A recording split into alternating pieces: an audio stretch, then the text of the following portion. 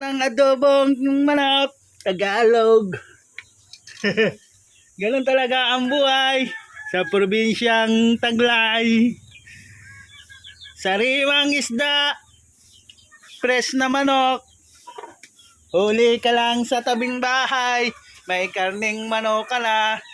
Sa dami gang are, may nakakulong pang isa.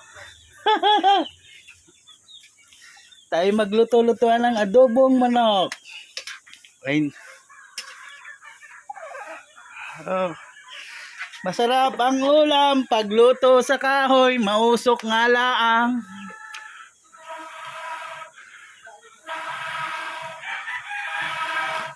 Ay hipe at gatungay nang maluto ng pinakamasarap na adobo.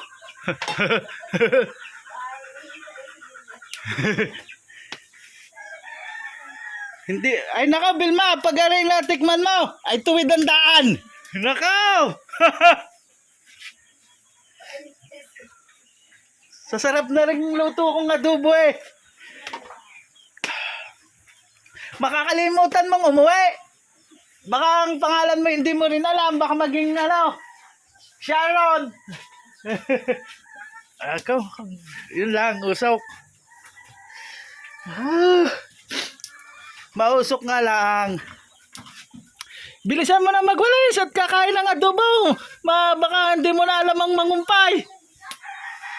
Biglang sasama ka sa akin pa Batangas at tayo magsiswimming sa resort.